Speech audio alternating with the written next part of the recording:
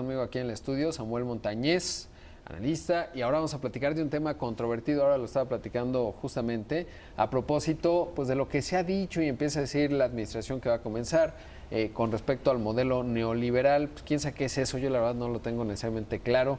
Querido Samuel, bienvenido. Gracias, Rodrigo. Pues comenzamos por ahí. ¿Qué es lo que consideras tú que es la definición de un modelo neoliberal como se ha planteado? Así es, pues el modelo neoliberal es digamos que la evolución de la economía clásica, de las corrientes económicas clásicas, que tienen que ver fundamentalmente con la acción del libre mercado como modelo económico que es el capitalismo, pero un capitalismo específicamente del libre mercado, y esto es lo más importante.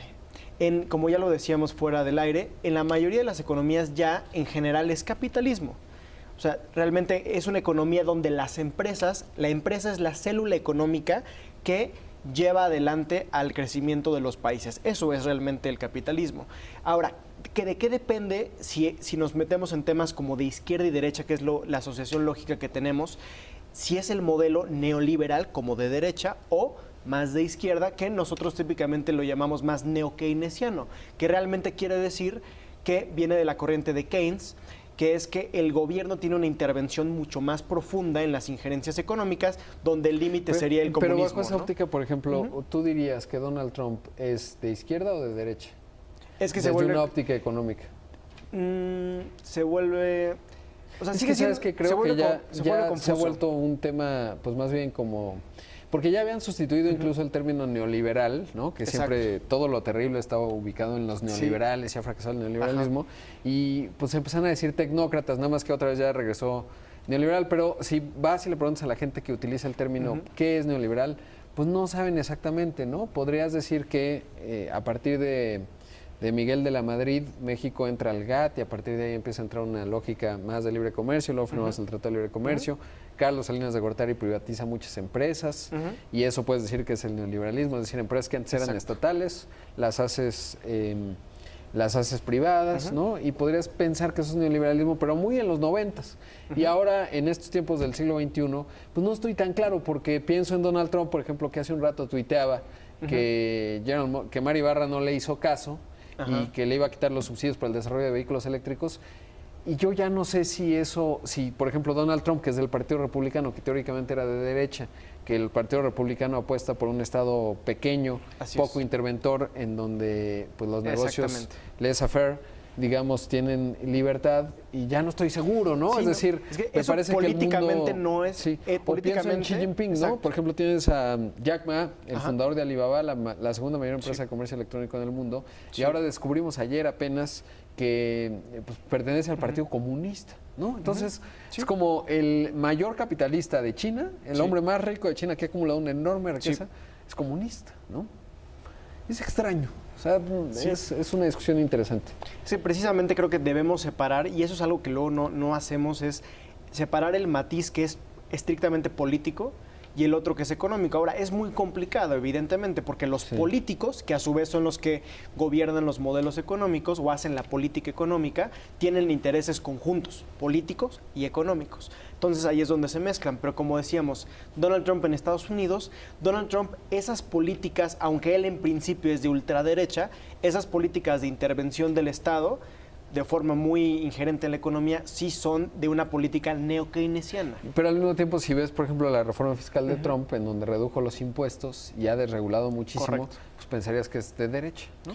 Pues es de derecha, sí, porque de hecho es más de derecha. Su reforma fiscal fue aprobada por los republicanos, sobre todo entre ellos los de derecha. Pero si piensas en el sentido clásico de la derecha, su opinión con respecto al libre comercio, pues entonces es de izquierda, ¿no? Coincide más con los demócratas. Sí. Entonces ya es realmente muy complejo entender, porque justo hace un rato te planteaba, ¿no? Si, por ejemplo, tú ves al gobierno de Enrique Peña Nieto neoliberal o de Felipe Calderón neoliberal, si uno ve el gasto en educación y el gasto social, en programas sociales, pues resulta que se inscriben en un país totalmente de izquierda, incluso en el espectro europeo, ya no digamos en Estados Unidos.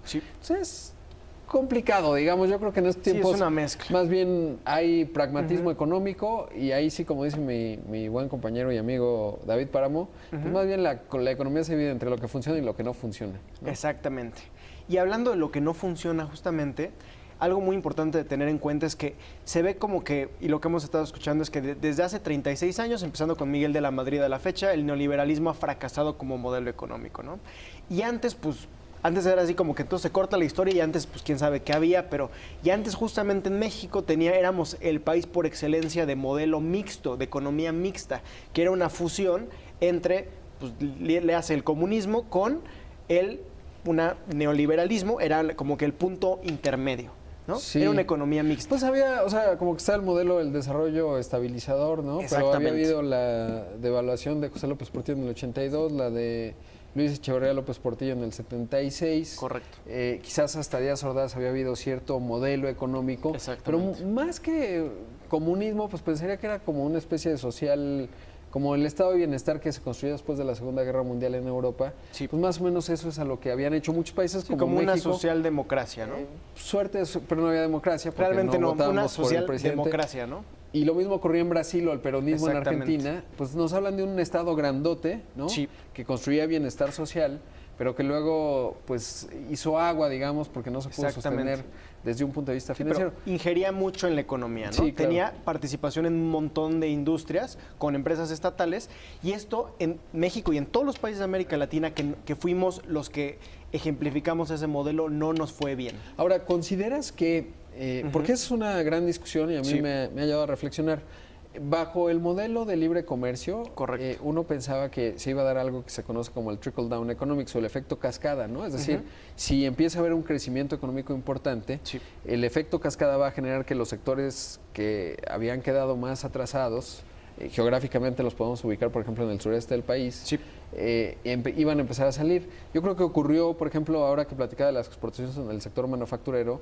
se generaron grandes clases medias, pero hubo partes que simplemente no pasó. Correcto, no pasó y hasta fue de crecimiento negativo. Y creo que ahí hay un tema interesante a discutir en función de, y lo mismo explica el triunfo de Donald Trump, ¿no? Es decir, la integración de Estados Unidos como un país ya no manufacturero, pero un país que genera empresas como Facebook, Apple, Amazon, etcétera, y que finalmente pues empieza a cerrar plantas manufactureras y las lleva a China, México, etcétera. Pues también esas personas, esto que decía Karl Popper de la destrucción creativa, pues no se cumple, ¿no? Es decir, no hubo creación de empleos para estas personas por los que se destruyeron y eso se ha convertido en un paradigma que no se atendió, digamos, en el modelo clásico, podríamos llamarlo neoliberal.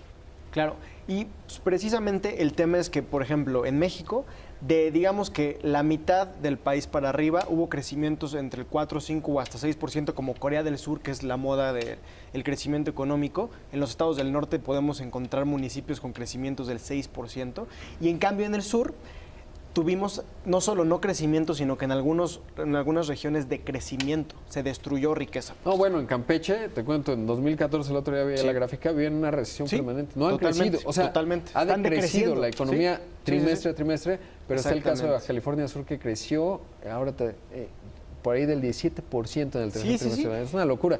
Pero es interesante esto que mencionas. En conclusión, ¿cuál es la conclusión, querido Samuel? La conclusión yo creo es que hay que ser pragmáticos, tal como lo dijimos, pragmatismo económico con base en las realidades de cada país, el sistema judicial, el sistema político, la realidad, de lo que social. Se puede, exactamente, de lo que se puede hacer dado las herramientas que se tienen. Un gusto tenerte por aquí.